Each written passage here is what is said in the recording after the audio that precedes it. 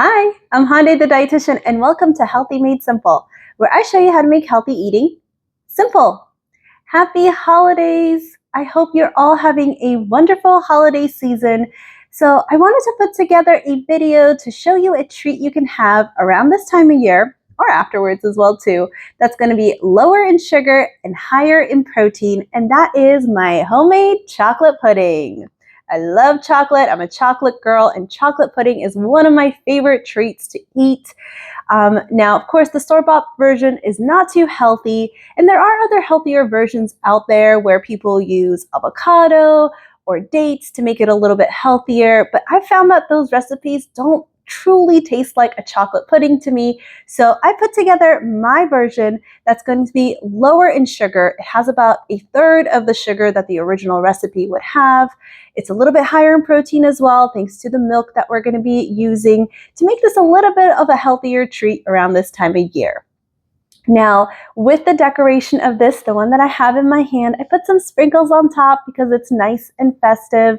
You can also do some coconut flakes on top too. I think coconut flakes not only look pretty, but also add a nice flavor element to it.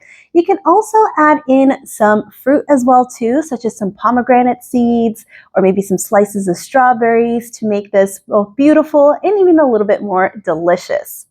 Now, this is a really nicely creamy pudding. I'll show you what it looks like. There we go. Look at that. And that thickness does come from the cornstarch. We're not adding in anything else that's going to create this thickness. So it's a true traditional chocolate pudding, but it's just significantly lower in sugar. Now, I'm going to include the full recipe in the description down below, but if you're interested in watching the steps and how I put this together, stay tuned for my lower sugar, higher protein chocolate pudding recipe. Alrighty, let's go.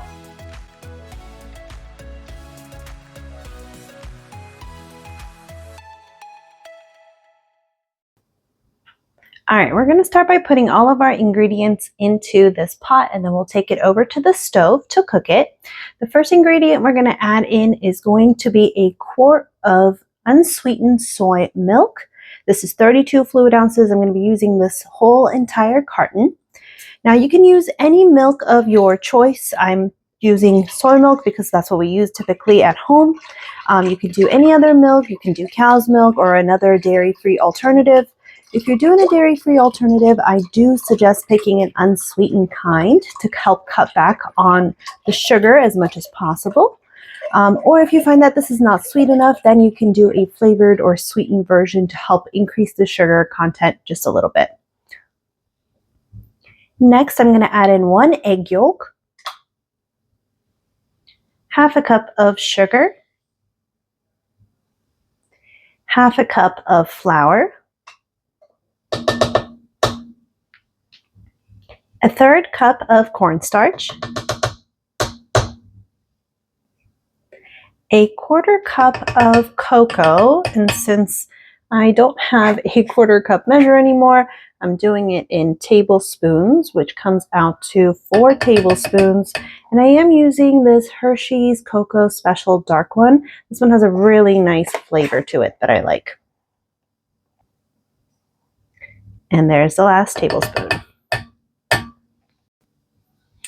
I'm going to first give these guys a mix to get everything incorporated.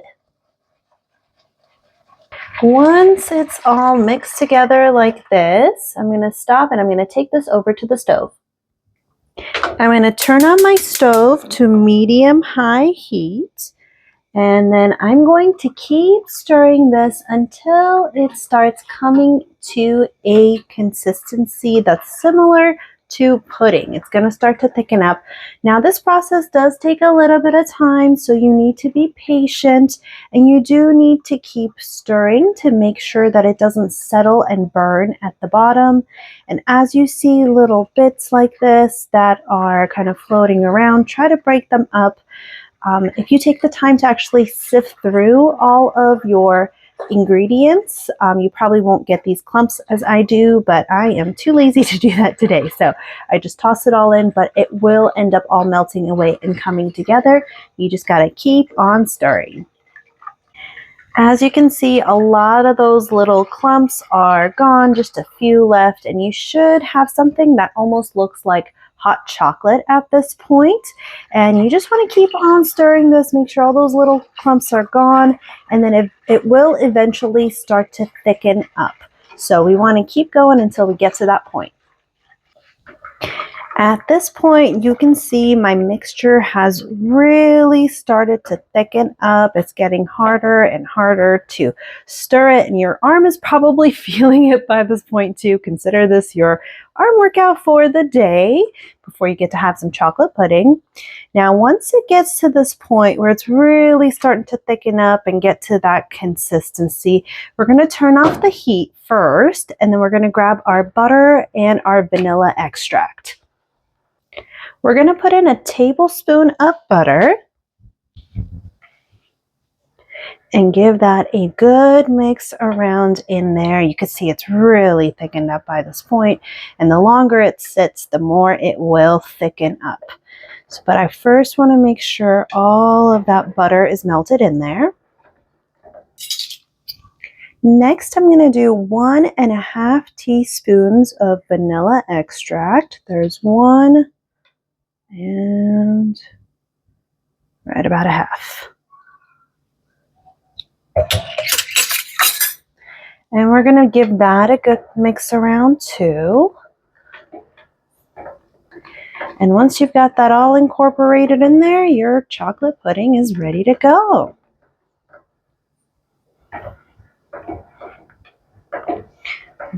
There we go. This guy's looking good. And there's the consistency of the chocolate pudding. Now we're going to put these into individual cups to cool off. I have these cute little ramekins, so I'm going to use these to put my chocolate pudding in. And these hold about 6 ounces when you bring it all the way to the top, which these will fill up with this amount of pudding that we're making. It will fill up all the way. So I'm going to pour these into my ramekins and put them aside to cool off. And here they are once I put them all in the ramekins. And this is what they look like. They're very warm right now. That was like the last batch I did at the end. But the others look pretty good. Now I'm going to let these cool off on the counter for probably about 15 to 20 minutes. And then I will stick them in the fridge to cool overnight, and it'll set and be much better the next day. Thank you so much for watching. I hope this video helped give you a good idea of how you can take a pretty traditional treat and make it a little bit healthier so that we can continue to make healthier choices even during the holiday season. Thank you so much for watching Healthy Made Simple and following my videos. If you haven't already done so, please make sure to hit that subscribe button and stay tuned for more videos like this one that show you how to make healthy eating nice, easy, and simple at home. Thanks again for watching, and I hope you have a wonderful holiday season. Bye-bye.